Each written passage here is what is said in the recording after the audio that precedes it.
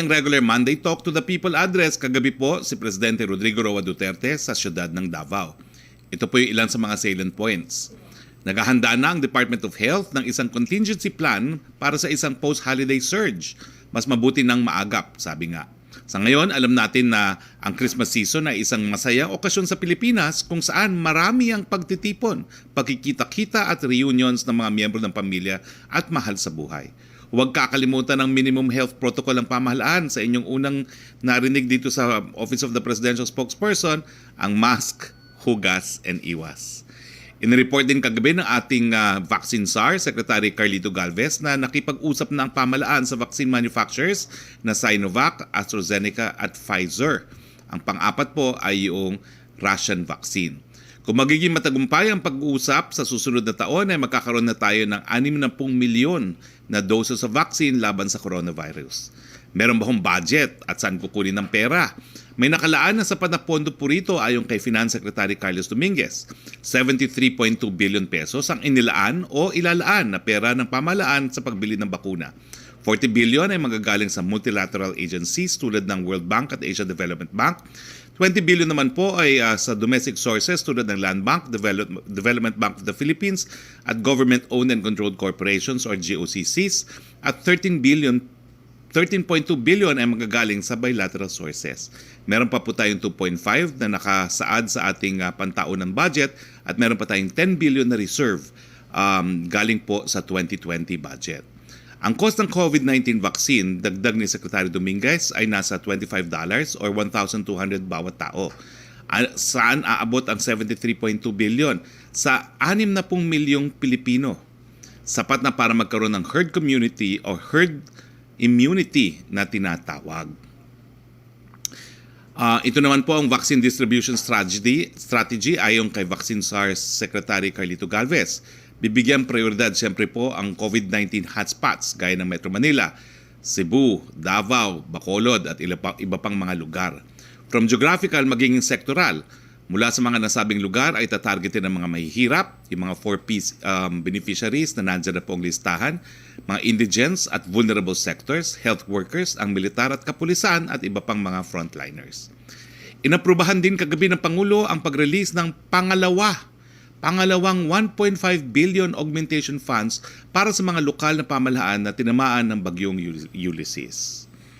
Meron pa po ito, bukod pa po ito sa standby augmentation na 500 million bawat isa para makover ang incremental augmentation ng calamity funds ng LGUs na nakaapektuhan ng mga bagyong Quinta at Rolly at Bagyong Ulysses. Makikita sa slide na ito ang comparative damages and affected population ng mga bagyong Quinta, Rolly at Ulysses. Makikita po natin ang cost of damages ng Quinta and Rolly ay 22 billion 97 million 811,179 na nakaapekto sa 3,225,525 individuals. Sa Typhoon Ulysses naman po, ang danyos ay 12,904,933,650.28 na nakaapekto sa 3,997,034 individuals. No, ito na po yung mga nabigyan ng naunang 1.5 billion pesos, karamihan po sa Bicolandia at saka sa Calabarzon.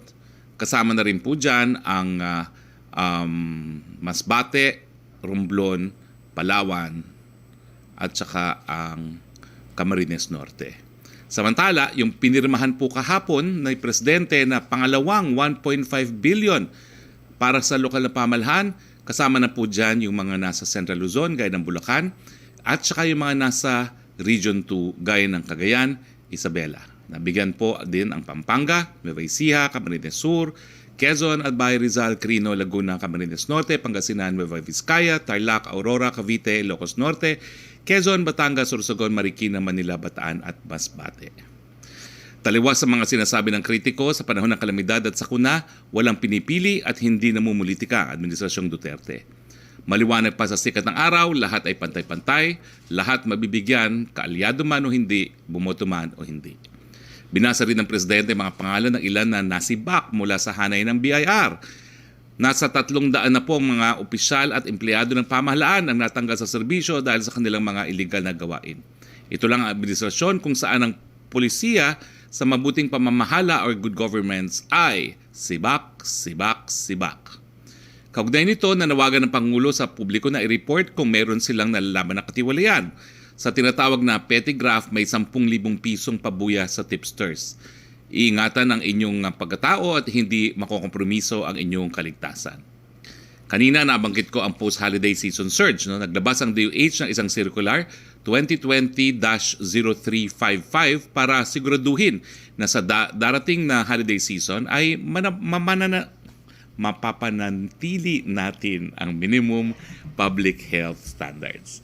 Nakasaad sa circular ang ligtas, katamtaman, ang panganib at mataas ang panganib ng mga gawain ngayong Kapaskuhan.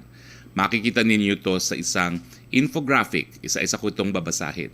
Ang mga ligtas, pagdalo sa online masses, Noche Buena o Medianoche kasama pamilya sa loob ng tahanan, online video call sa mga pamilyang magkalayo ngayong holiday season at pamimili sa online stores.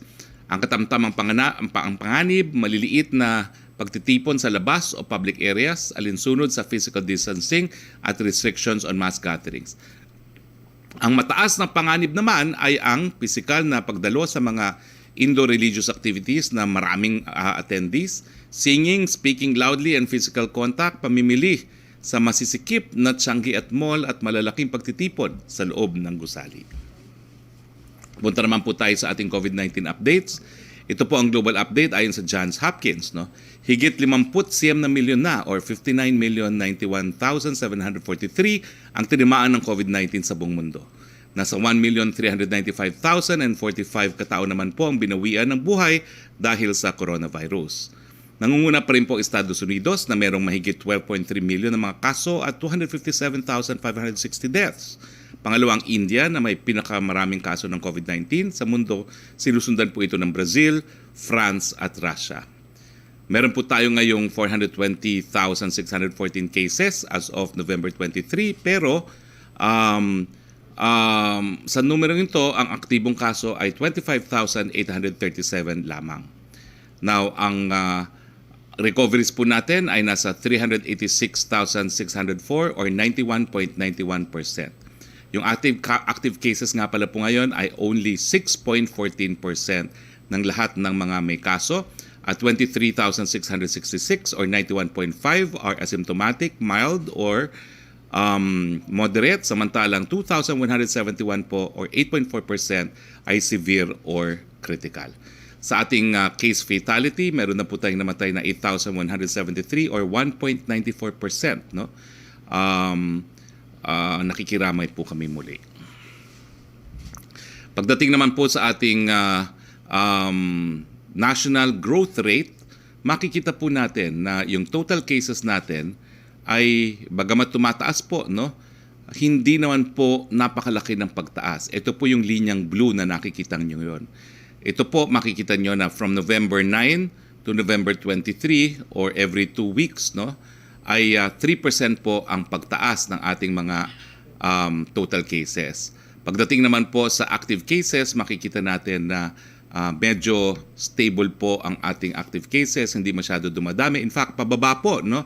29,018 noong November 9, naging 27,369 noong November 16 at naging 25,837 noong November 23.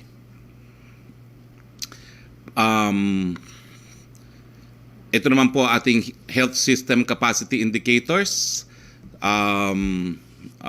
Meron po tayong mga available beds ngayon. Iba po ang format pero susundin ko na po yung ating kaugalian.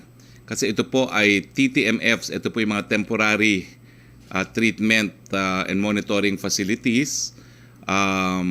Meron po tayong 168,897 beds para na TTMFs po, no? Ito po yung breakdown sa Luzon, Visayas, Mindanao, no? Ito po yung health system capacity indicators natin. Meron na po tayong 177 labs at nationally At ang cumulative test na po na nagawa natin, ito po matagal ko nang hindi nare-report, nasa 5,497,015 ang mga total test na nagawa na natin. Ang target po ay 10 million. So mahigit kalahati na po tayo. Ang positivity rate po natin ay 9.2% at ang 7 daily ang 7 DMA ay 31,724 or 10%. Ito po yung ating mga total bed capacity, no. Ang ginagamit lang po ay mababa pa po, no. Ang total bed capacity po natin ay 20% of ABC. Ang ward bed po natin ay 6,258, ang isolation beds ay 13,797, ang ICU beds ay 1,873. Mechanical ventilators ay 1,999. Pagdating po sa utilization, makita nyo po mababa pa ang ating utilization. Lahat po ng ating mga kama, ward beds, isolation beds, ICU beds, mechanical ventilators ay hindi po nasa critical, hindi nga po naka-warning, no. Ang mga ginagamit po natin ay 29% lamang sa ward beds, 38% sa isolation beds, 44% sa isolation beds at 19% lang po nagagamit natin sa mechanical ventilators. Sa NCR po, 25% lang po nagagamit nating ward beds, 41% ang nagagamit nating isolation beds, 41% sa ICU, at 23% po sa mechanical ventilators. Ang attack rate po natin, no, ay bumaba, no, from October 26 to November 8 na 1.74. Ang daily attack rate po natin ay 1.48. Ang ating target po ay under 1. Okay, so malapit na po tayo dyan. Patuloy po natin ang mask, hugas at iwas. Okay, bago po tayo pumunta sa ating open forum, kasama po natin si Mr. Christian Razon Gonzales ng ICTSI. At mamaya po kasama rin natin si Education Secretary Liling Briones. Now, pagdating po sa usaping vaccine, na-report po natin doon sa ating naunang mga press briefing na meron din tayong scheme kung saan, bagamat gobyerno po ang mag-o-order ng vaccine, ang magbabayad ay ang pribadong sektor. Isa po sa mga kumpanya na magbabayad para sa order ng Pilipinas ay ang ICTSI. So, kasama po natin ngayon si Christian Razon Gonzales. Mr. Gonzales, can you tell us po ano yung napagkasundoan ninyong mekanismo kung saan magbabayad ng private sector pero mapupunta rin sa sambayanan yung bibiling mga bakuna? The floor is yours, Mr. Gonzales. Salamat, Sec. First of all, happy to see you safe. And I've been communicating with your staff, also very happy to see that they're all doing well and staying safe also. I'd like to point out that this is really an initiative of AstraZeneca, the UK government, the Philippine government, particularly Secretary Galvez, Secretary Dizon, and the rest of the IATF and DOH. Under this, what will be a tri-party agreement, Sec, ang mangyayari dito is private sector will shoulder the cost not only of the 50% deposit for the AstraZeneca vaccine, but likewise the remaining 50% due once the vaccine is delivered, which is expected now to be sometime in the second quarter of 2021. Yung guidelines naman will be a separation of 50% of this vaccine will be purely for the use of DOH under what is called equitable distribution to be determined by the government. The other 50% will be for the private entity to determine. And naturally, one of the targets that we will have, of course, will be our own employees. But in the case of ICTSI, we strongly believe that some of the key essential services members that really made the biggest impact, especially at the beginning of the pandemic, were yung mga empleyado ng Philippine Ports Authority, Bureau of Customs, and other essential frontline port and logistics workers. So ang magiging emphasis namin for the remaining 50% of our share of the AstraZeneca vaccine that is delivered will be for those essential logistics service providers. And of course, as I mentioned, the employees of ICTSI and the entire Rason Group. Okay. So, Mr. Gonzales, ito pala po ay yung bibili natin sa AstraZeneca. Meron na ba ho tayong target kung magkano? At you don't have to answer kung covered po ito ng confidentiality clause. Pero masasabi nyo ba ho kung ilan yung volume na babayaran muna ng private sector, kalahati ibibigay sa gobyerno, kalahati ibibigay sa empleyado, at ilang mga tauhan din ng gobyerno? From what I understand, no, Sec, is yung allocation ng Pilipinas is approximately 3 to 5 million doses. At saka meron na tayong commitments as of today for up to 2 million doses to be funded by the private sector. Those 2 million doses will cover 1 million people, the vast majority of whom will be government employees, frontline health workers, and other essential services workers as designated by DOH. And of course, some of the other essential services workers like those in logistics, as I mentioned. Now, itong sinabi nyong quantity po, bukod pa po ito doon sa makukuha natin under the COVAX facility. Yes, sir. I believe this is just a small part of what I think the government is aiming towards. Kagaya nga na sinabi niyo earlier, ang total budget natin is enough for 60 million Filipinos, no?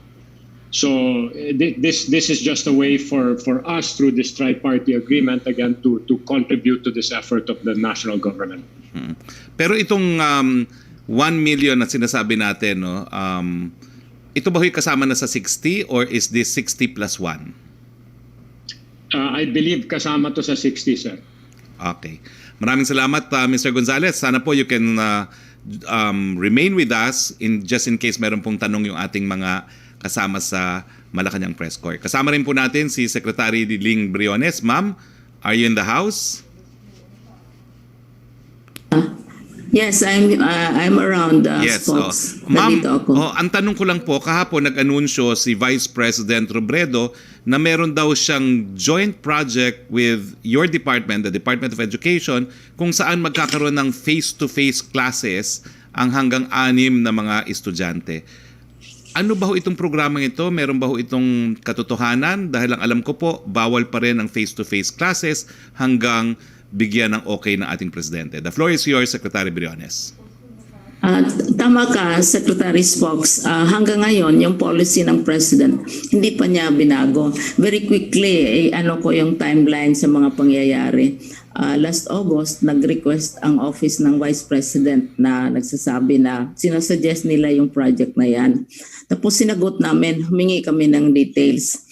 Tapos on record yan lahat at saka binigyan namin ng kopya ang President at saka ang Executive Secretary ng aming mga sagot. So on record yan lahat. At ang polisiya namin dahil sinusunod namin ang utos ng Presidente, hindi natin yan inaalaw.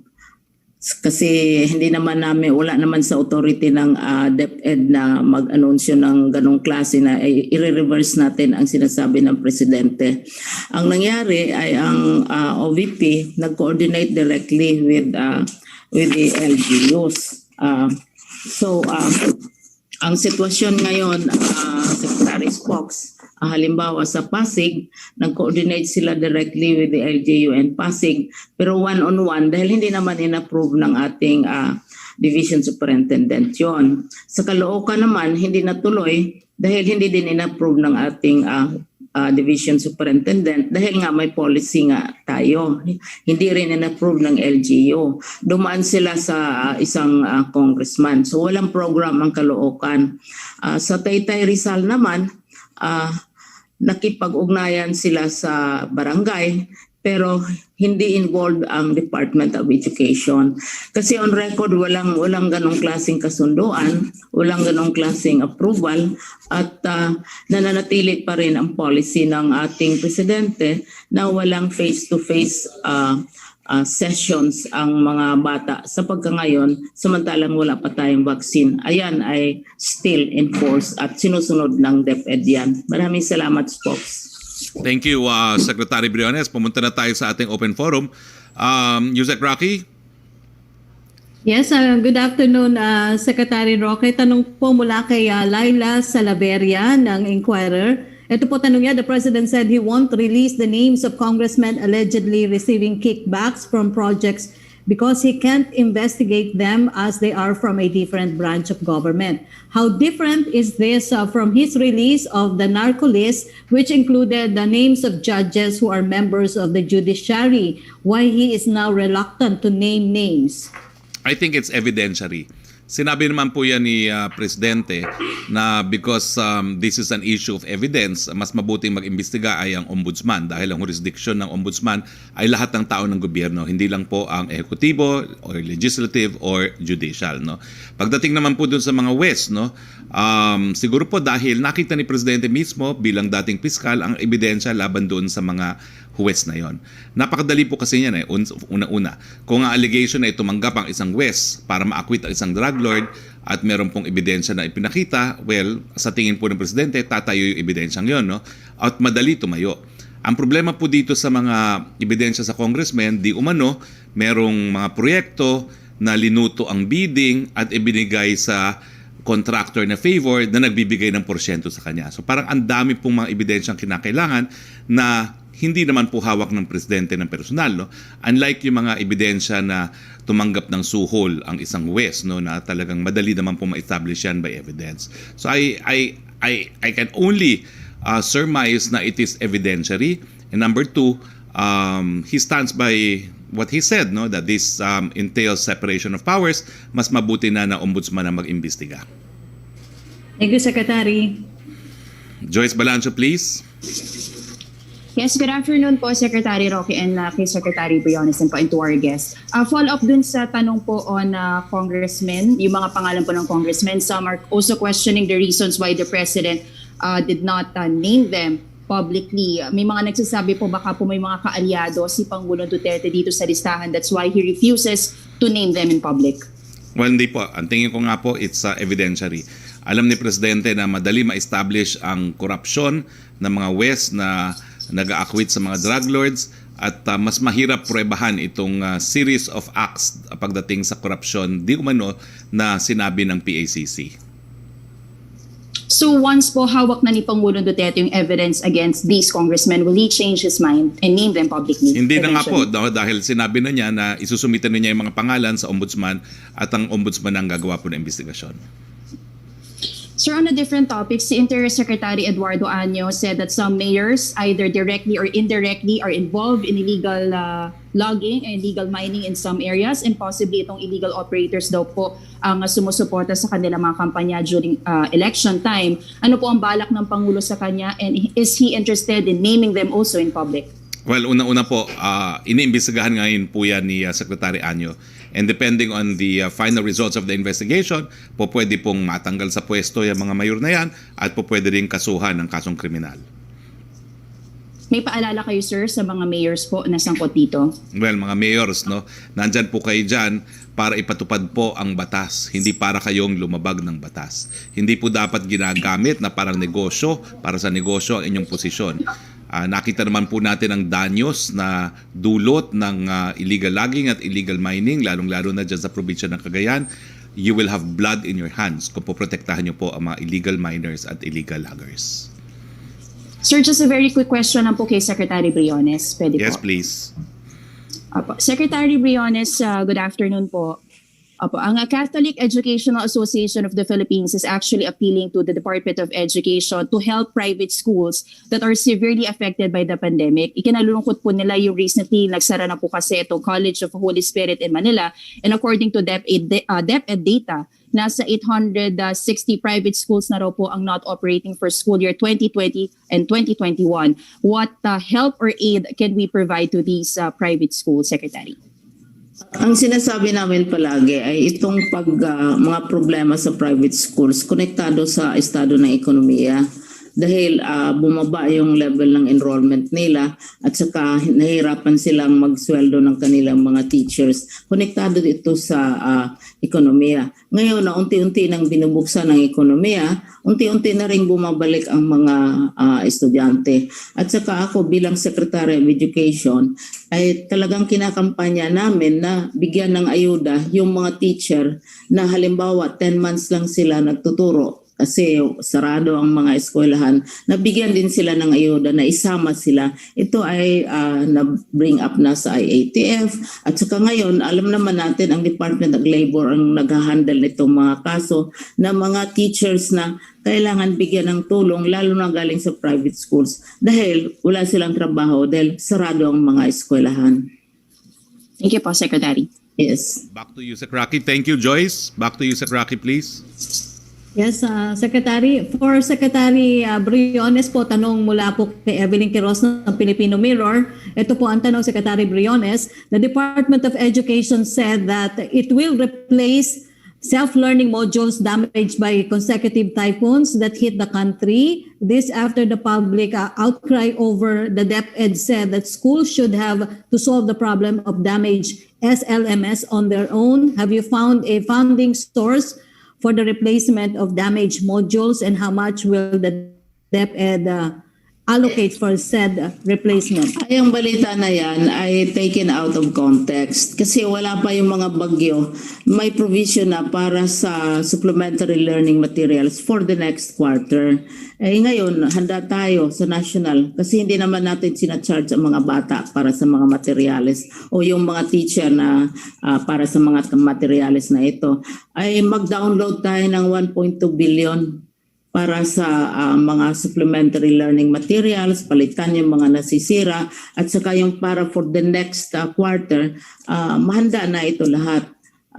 Wala sa isip ng national government o sa kay Presidente na ang mga teacher o ang mga learners ang magbabayad nito. Walang sinasabi ang DepEd na ganong klaseng polisiya. Kasi galing sa central office ang pera nito, ida-download na 1.2 billion for the next term, pero may polisiya, may plea ang Department of Education na unti-unti nating i-reduce ang dependence sa mga printed materials dahil pinapatay natin yung ating mga gubat, ang kahoy. Pinaka-expensive na learning material ay itong printed kasi gumagamit tayo ng papel, gumagamit tayo ng tinta. Very expensive, not only expensive but very harmful to the environment. Kaya talagang tinitingnan natin yung ibang paraan ng pag-share ng learning process sa mga bata natin. Thank you, Secretary. Okay, punta naman tayo kay Pia Ronada. Hello, Sec? Yes, go ahead, please.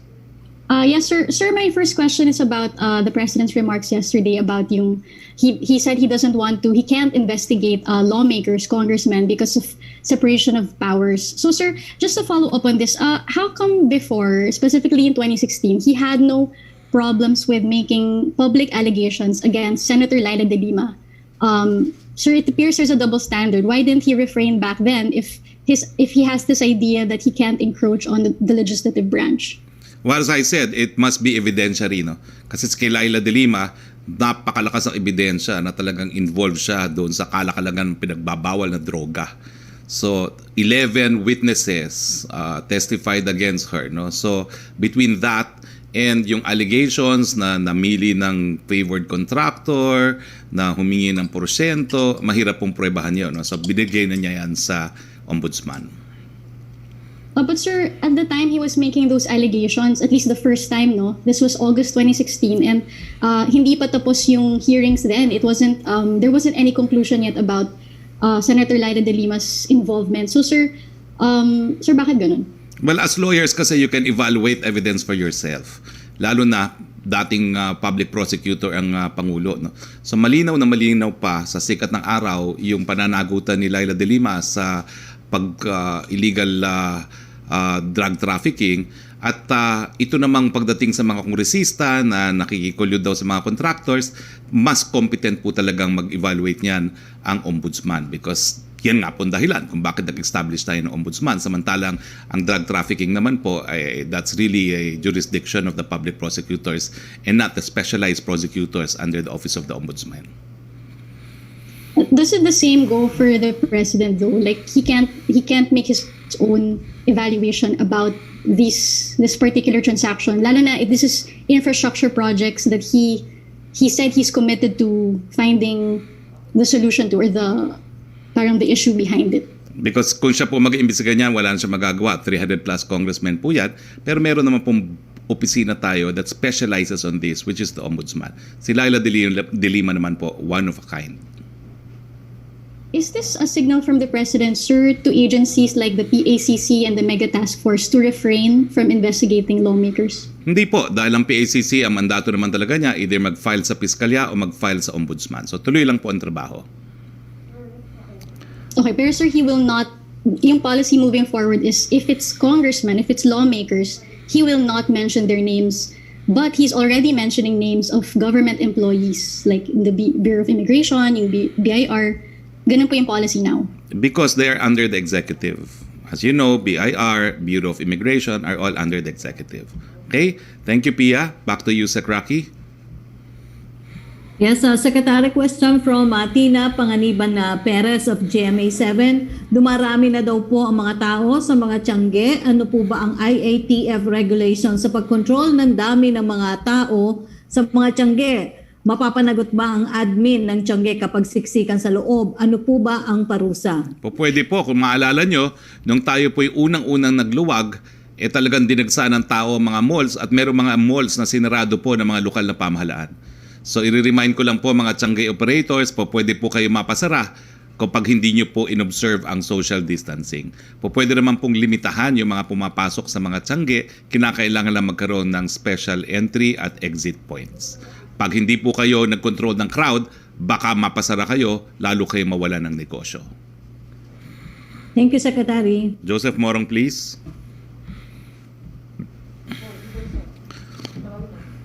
There you are. Hi, sir. Hi, sir. Ayan.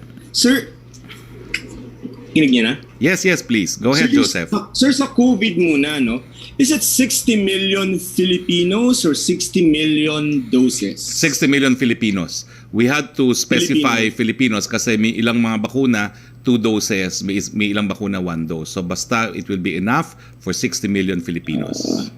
Okay, but so far, yung tatlo na mention require 2 dosage na. Sir, okay, clarification. As far as AstraZeneca is concerned, mukhang medyo advanced na tayo doon in terms of talking, and Secretary Galvez said MOU could be possible end of November. Yun pong sinabi ng ICTSI, yun pong babayaran nila muna yung 50% and then pagdating ng bakuna 50%. Is that the total allocation from AstraZeneca that we're talking about? Or meron pang bukod na inaayos ng government from ICTSI? I could be wrong, but Christian, correct me if I'm wrong, but I think yung participation ng private sector is as to 1 million. No? But Mr. Gonzales, can you confirm this? Right now, Sec, the commitments are for 2 million doses from what I understood in the call this morning. But obviously, we everybody in the private sector and in the public sector through Secretary Galvez are trying to get more commitments to reach the maximum allocation that AstraZeneca is offering, which is between 3 to 5 million doses, from what I understand. Okay, so sir, yung pong 3 to 5 million, yung kulang sa 60 million we have to source from other vaccine manufacturers. But as far as AstraZeneca, 3 to 5 million yung kaya natin makuha. Under this tri-party agreement between AstraZeneca, the UK and Philippine government and the private sector corporations in the Philippines, yes, correct. All right, sir. Thank you. Secretary, Thank you. So yung issue, so ibig sabihin kung 60 million yan and possibly 2 dosage each, we're talking about 120 million dosage of vaccine. Sir, in terms of deployment, meron ang nakalatag, no? I mean, geographical and then sectoral. But in terms of administering the drug, the vaccine, how many doctors are we going to need? Is it necessarily going to be doctors who are going to make the bakuna to everyone? Paano, sir, yung ganong aspect of manpower Well, in terms of administering? Fortunately, malawak po ang karanasan ng DOH pagdating sa mga vaccination drives. No? Ang alam ko po, hindi naman lahat doktor ang nag-administer niyan. Hindi nga kailangan doktor. Karamihan po nurses at kasama rin yung mga barangay health workers. Yes, sir. 73 billion pesos. These are loans. How are we going to pay that much money? Maliit lang Can po we yan. share at least yung terms of payment dun sa World Bank and ADB? 40 billion yun yung biggest. Sa World Bank po, alam ko, 30 years pa nga ata yan at halos walang interest rate. No? Dahil nga po ito ay special lending facility for COVID. So halos wala pong interest rate yan at napakahaba po ng term of payment. Okay? Thank you, Joseph. Next, balik tayo kay Yusek Roque. Yes, Secretary, tanong po mula kay MJ Blanca Flor of Daily Tribune. U.S. National Security Advisor Robert O'Brien has requested for a year-long extension of U.S.-Philippine Visiting Forces Agreement, saying it will allow further negotiations for a more acceptable security arrangement. Is the palace open to suspend VFA termination for another year? Let's just say that the President has taken note of the request of U.S. authorities and he will decide as Chief Architect of Foreign Policy. Okay, thank you, Secretary. Yes, Right, Trish Terada, please, of CNN. Hi, good afternoon, Secretary. Sir, first few questions for you, then probably to Mr. Gonzales and to Secretary Giling. Go Sir, ahead. yung pagbabasa Freeze ka, Trish. po ng Pangulo, this has been a practice for the past few weeks no, in his briefing. Hello, Secretary? Yeah, medyo nag-choppy ka. Hindi ko nakuha yung question. Nag-choppy ka. Sige, sir. Sir, ito pong pagbabasa ng Pangulo ng mga pangalan ng mga officials or government workers linked to corruption or anomalous transactions in the government, it's already been a practice, sir, for the past few weeks. Sir, we're just interested to know, sir, kumusta yung naging outcome nitong practice na to of, kumbaga, publicly naming, shaming people? Because, sir, in a way, my second question would be, does it, yung policy ng Pangulo na hindi pangalanan yung mga lawmakers, doesn't this question the sincerity of the President's war on corruption? Hindi po, kasi ang pinapangalanan ni Presidente ay yung mga nasa ehekutibo. In fact, kung mapapansin nyo, minsan ang parusa ay suspension, binabago right there and then ni Presidente, dismissal. So yan po kasi ay nasa jurisdiction ng ehekutibo. Samantalang pagdating po sa legislatura, no, hindi naman niya masususpend ang mga legislators. Walang power to suspend ang Presidente sa mga senador at sa mga congressmen because only the chamber itself can suspend them. No? And in fact, terminate them no? Dahil kaya nga meron silang ethics committee. No? Pagdating naman sa criminal responsibility, yan nga application naman ng ombudsman. So ganun lang po yun because we're talking of three separate branches of government. Sir, if that's the case, why not altogether, kumbaga, sir, scrap the shaming of these people considering that they have families and in some cases, kailangan pa pong ma-prove yung kanilang involvement. And kumbaga, sir, kumbaga kung hindi rin naman po mapapangalanan yung mga bigger people behind, for example, these anomalous transactions, bakit po maliliit, kumbaga lang yung tinitira? Number one, hindi ko po alam kung mayroong mga malalaking tao behind them. Dahil wala naman pong ganung allegation tingin ko na ina-allege against any of the names read by the President. No? Number two, hindi lang po ito suspecha. Ito po yung mga tao na na-dismiss na ng ombudsman o di naman kaya ay nasuspend na ng ombudsman o di naman kaya siya mismo ang nag-suspend at siya mismo ang nag-dismiss. So wala po dito mga tao na hindi pa naiimbestigahan. Binabasa lang po ang pangalan kapag meron ng desisyon sa administrative aspect of the case. Mm-hmm. Sir, one last for you, then I'll go to Sir Gonzales and to Secretary. Sir, are we anticipating a second wave? Parang kapag titignan natin yung holidays and assessing by this time yung general behavior and compliance ng mga tao, is there a likelihood of a second wave? And can we expect, for example, sir, a stricter enforcement of the law with the holidays in sight? Kumbaga, ano po yung, can you give us a picture of how things will be like come the holiday season? It's not a question for me to answer. It's for the entire Filipino nation to address. Alam natin na sabik na tayo na magdiwang dahil Pasko at pwede naman po tayo magdiwang. Basta paalalahanan natin ating mga sarili, kinakailangan abutan natin ang vaccine dahil narariyan po. At habang hindi pa po tayo nababakunahan, kahit Pasko, tayo po ay magmask, maghugas at mag-iwas. Thank you, Secretary. Sir, may please go to Mr. Gonzales? Yes, Just please. one question. Hi, good afternoon, Mr. Gonzales. Sir, can you just share with us the details or maybe an overview of how far will the private sectors go in terms of pooling funds? Do you have a specific target as to how many vaccines you intend to purchase as a whole, as a group? Thanks for the question. As I understand, as mentioned earlier, we're up to a commitment of 2 million doses. This was originally spearheaded by, of course, Secretary Galvez, but also from the private sector, Presidential Advisor Joey Concepcion, and from my understanding, BDO. They were really the ones who pushed this. We just were, I guess, saling pusa after, no? So they deserve a lot of credit for this. And we're just one of the few that are really pushing it. But we're all trying to get more groups to come in to contribute. But I do understand that there is a specific limit of what AstraZeneca is able to provide the Philippines in the first stage. Obviously, as production expands, not only will you have more corporates coming in to support the government in this tri-party agreement, but also more people participating from a commercial point of view when the vaccine becomes commercially available. I think we should all remember that not only have they released very, very good findings in terms of efficacy and immunity, but this is also probably one of the cheaper vaccines on the market, which makes it very, very accessible. And also from a logistics point of view, this is probably one of the easiest to move around and very suitable for the logistical environment of the Philippines. Thank you, sir. Thank you, sir. Thanks. Secretary, I'll go to Sec Liling po. One question also. Go ahead. Secretary Liling. Ma'am? Yeah.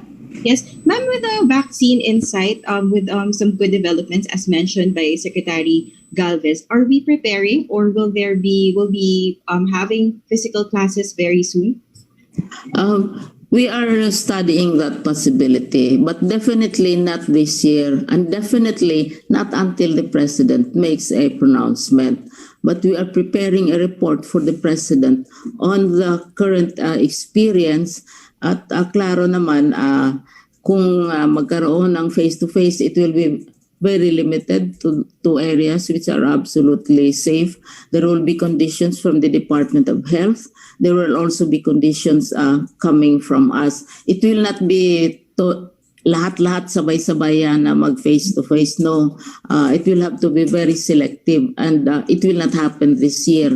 And the President has not spoken on that subject at all. But will you be pushing for that, ma'am, face-to-face early 2021 or not? Hindi pa rin po siya possible? If there are areas where it's safe, no, and we'll get clearance from the Department of Health and the IATF kasi sila ang nag-a-assess ng health situation. At saka, depende sa approach yan kasi yung number ng students, etc. So, we are now looking into that. But ulitin ko, definitely not this year at definitely walang mga arrangements right now with kung sino ang mga grupo na mag-face-to-face at this time because the President has not made any pronouncement at all. Pero magre-report kami sa kanya. Thank you, Secretary Liling. Thank you. Thank you, Trish. We go to you, Sec Roque, please. Yes, Secretary, from Virgil Lopez of GMA7 Online, China has accused U.S. National Security Advisor Robert O'Brien of attempting to sow discord between China and the Philippines after O'Brien slammed Beijing's encroachment of territories in the South China Sea that are under Manila's exclusive economic zone. What is the palace take on this? I cannot speak either for the National Security Advisor of the US or the spokesperson of China. I can only speak for the President. And the President has said that there will be increased tensions among superpowers in the region. We do not want to take part in that drive for hegemony. We will assert our national interests, and we would want a peaceful resolution to the West Philippine Sea dispute. Okay. From Summit in Maynila, meron na po kayang new issuance ang IATF sa POEA for the lifting of the temporary deployment ban for healthcare workers? Meron na po. May resolution na po yan. Na-aproba na ni Presidente. So, ang effectivity po niyan upon publication na lang. But the resolution was not made public because it required the approval of the President. But now that it has been approved, we will also release now that POEA, IATF resolution. So there has always been a resolution not made public because it required presidential approval. Opo. Second question is Summit Enilia, since bibili po ang government ng vaccine sa iba't ibang companies, paano po i-determine kung ano ibibigay na vaccine sa isang area? Gagawin po ba itong random? Random na po yan kasi libre po ito. So ang importante, magpabakuna. And we are thankful naman sa kumpiyansa na ating taong bayan. According to the SWS survey, 66% of our Filipinos are willing to have the vaccine, which is more than enough para magkaroon ng herd immunity. From John Punsalan ng ABS-CBN, for Spox, you told Teleradyo this morning that a non-disclosure agreement covers the advance fee for COVID-19 vaccines. How can the public be sure that vaccine procurement will be free of anomalies despite the NDA? Because the President is on top of the situation po. And of course, the President has full trust and confidence in Secretary Galvez, who is the lone vaccine czar and who will personally be responsible to the President. Second question po niya, some social media comments on cabinet officials' flight to Davao yesterday was about its cost. Wouldn't it be possible for cabinet members to meet with the President via video conference? Ang sinakyan po namin, C295, cargo. Kasama po namin, medical supplies intended for Davao. So incidental po kami. Wala pong extra cost. If you want, I will publish a picture po kung ano ang sitwasyon ng mga staff namin na nakasakay doon sa cargo area ng eroplano. It's a lot of sacrifice po. And there was no expense spent just for us. We were incidental passengers in a full cargo flight. Ang tawag po namin diyan doon sa may upuan, yan yung business class ng military cargo aircraft. Yung nasa cargo storage area mismo, that's the economy class. Of course, that's a joke. Opo. For Secretary Briones po, tanong pa rin po ni John Punsalan, what's the catch-up plan for students in areas that implemented class suspensions after being severely affected by typhoons? Marikina, for instance, will resume classes in January, but the first quarter is only until December 12. Alam mo dyan, every year mayroong disaster. Every year mayroong crisis, natural or otherwise. Kaya handa na ang departamento sa mga ganong sitwasyon. Nangyari ang Marawi, patuloy naman ang pag-aaral ng mga bata. Ito ngayon sa Marikina, nagtutulong-tulong lahat ng mga regions para maayos ang sitwasyon sa Marikina. Sanay na kami dyan. Anong usually ginagawa? Una, tinitingnan natin yung calendar. Yung calendar of activities. Ina-adjust yun. Alam naman ninyo, magdedebate ang mga parents, ang mga teachers kung mayroon bang Saturday classes, Sunday classes, extension classes para makamake up at makahabol yung mga bata. At saka ngayon, kami ay nakikipag-dialogue sa iba't ibang grupo ng mga estudyante na humihingi at nagkikiusap ng sinasabi nilang academic ease na magiging reasonable pagbigyan yung paghirap ng mga estudyante at mga teachers. So adjustments will also be made along those lines. So ang calendar i-adjust, magtutulungan ang lahat-lahat, hindi lamang yung area which is affected. Kasi ginagawa naman talaga natin yan taon-taon tuwing mayroong sakuna, whether natural or otherwise. Thank you. Okay. Thank you, Secretary Briones. For Secretary Roque, question from Tuesday New. Paano po ang mga tiyangge sa Divisoria na nasa open area, nasa mga gilid ng kalsada, talaga pong mahirap kontrolin ang dagsa ng tao dyan? So sino po ang papapanagutin dyan? Hindi naman kontrolado ng may-ari ng tiyangge ang dating ng mga tao kasi nasa kalsada sila. Well, yan po ay responsibilidad ng lokal na pamahalaan, pero responsibilidad na rin po natin yan because kinakailangan nga abutan natin yung libreng bakuna. So alam natin kinakailangan mamili para sa Pasko, pero ingatan naman natin mga sarili, hindi lang para sa hanap buhay, kundi para tayo magkaroon ng maligayang Pasko dahil pag kayo nagkasakit, nasa ng Merry Christmas. Opo. Tanong naman mula kay Michael Flores ng AFP, pa-clarify naman po kay Spox nung tripartite agreement that Secretary Galvez mentioned last night. Same ba yan sa dinescribe ni Mr. Christian Gonzalez ngayon? Yes po, that's the tripartite agreement. Opo. Question from Ace Romero. Sabi po daw ni Senator Laila de Lima, and I quote, Duterte says he cannot investigate congressmen and senators because they belong to a separate branch of government. So who investigated and filed the PDAF complaints against Enrile, Jinggoy, Revilla, and a dozen or so congressmen, di ba NBI at DOJ? Paki-review po ng political law nyo. Ano po ang masasabi nyo dito? Wala po, pagbigyan nyo na, walang makausap yung ali. Opo. So far, Okay. Secretary, yan lang po ang ating nakuhang tanong. Maraming salamat sa po. ating natin. Well, may konti pa po tayong oras, so baka gusto mag-round 2 ng ilang ating mga kasama. Si Joseph Morong, gusto raw mag-round 2. Go ahead, please. Okay, just short on the President's declaration kagabi and then a little bit on COVID. Sir, why is the President mentioning yung mga names ng mga maliliit na taga-gobyerno and refusing to name yung mga congressmen? Is the President making a distinction between crimes committed by regular government officials and those in high places, meaning corruption committed by lowly government employees, deserve shaming, but those who are committed possibly by congressmen, medyo mas maingat siya. Already answered po, no?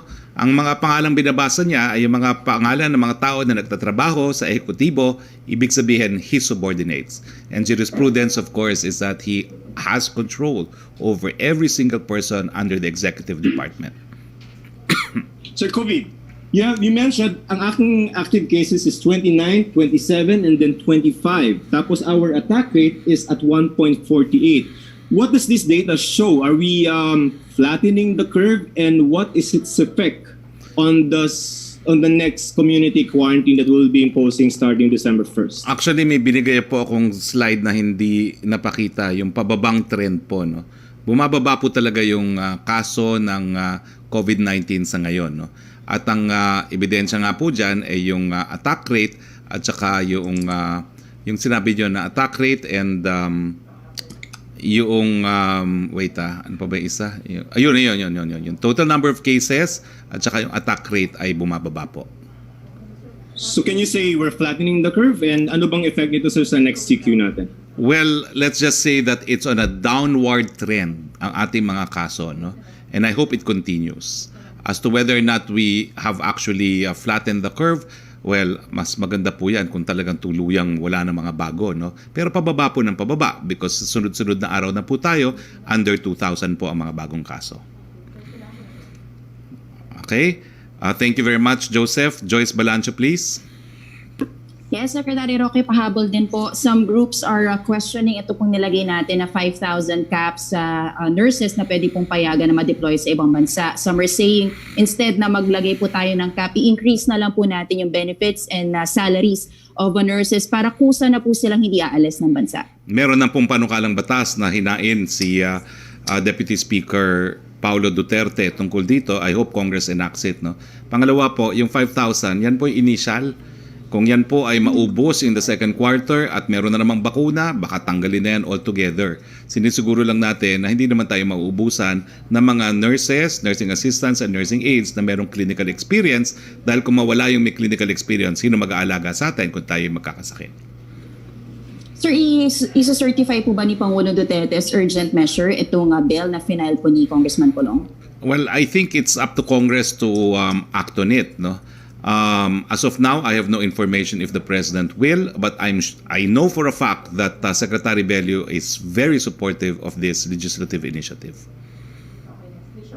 Okay, si Trisha Tirada. Thank you, Joyce. Siguro last question neto.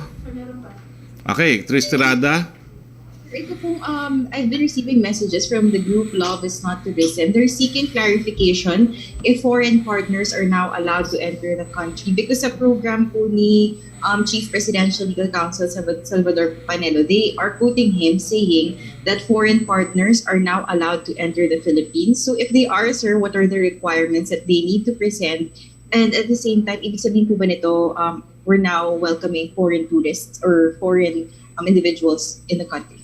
Well, depende po kung anong visa ng foreigner, no? Pero sa ngayon po, yung mga papasok sa tourist visa, hindi pa po ina-allow. Ang mga allowed lamang, ang pinaka-latest po, yung tinatawag ng treaty trader under 9G. Before that, inallow po natin yung mga long-staying visa. Kasama po dyan yung mga investors visa na ini-issue ng iba't ibang mga economic zone. No? So lahat po ng mga binibigyan natin yan ng visa is related to business. No? Dahil kapag nandito na yung mga dayuang yan, they can generate jobs. Pero kung pupunta po as tourist visa, hindi pa po allowed. Thank you, Secretary. Okay, last one from Pierre Nada, please. Yes, sir. Sir, just to follow up yung sinabi niyo po earlier that Senator De Lima is one of a kind. Sir, but you also said that the executive branch can continue investigating corruption by lawmakers. So, sir, can you just state for the record, in which instances can the president investigate lawmakers? Well, in offenses which are not within the primary jurisdiction of the ombudsman, such as violation of the anti-graft laws, where it entails, for instance, heinous crimes involving violations of the anti-drugs law of the country, then the executive can, of course, investigate that. Okay? Ano kasi yan kaming mga abogado, we tend to have specializations, and even fiscals, prosecutors also have specializations. Kaya meron tayong special prosecutors for anti-graft law. These are the ombudsman lawyer. Meron tayong mga specialized prosecutors for drugs. Meron tayong specialized prosecutors for trafficking. Kasi nga, the more experienced you are with the field of law, the higher the conviction rate. Okay? Yusek Roque, please. Opo, Secretary Roque, mula kay Jenaling Kabiling ng Manila Bulletin, Vice President Leni Robredo said she hopes she and President Duterte could set aside their differences to help the people. Is the President willing to do this and work with Robredo? It's her call. 2 beses siya in-appoint ni Presidente. So I don't know what initiative she has taken naman. Maybe she should start the initiative. Okay? Okay, wala na pong mga tanong. Maraming salamat po. Unang-una, maraming salamat, Sec. Leonor Briones. Thank you as usual. Maraming salamat po kay Mr. Christian Razon Gonzalez. Sir, thank you not just for joining us, but thank you also for your generosity in procuring vaccines for our people. Maraming salamat po, hindi lang sa ICTSI. Maraming salamat din po sa BDO, na gaya na sinabi nyo, at saka sa SM, at saka sa Go Negosyo ni Presidential Advisor Joey Concepcion, at iba pang mga pribadong mga kumpanya na kasapi po dito sa programang ito. Maraming salamat po sa ating mga kasamahan dito sa Malacanang Press Corps, and of course, thank you, Yusek Roque. So sa ngalan po na ating Presidente, Rodrigo Roa Duterte, ito po ang inyong Spox Harry Roque nagsasabi, mga kababayan, ilang tulog na lang, may bakuna na. Abutan po natin ang bakuna. Samantala, mask, hugas, iwas para magkaroon ng Merry Christmas.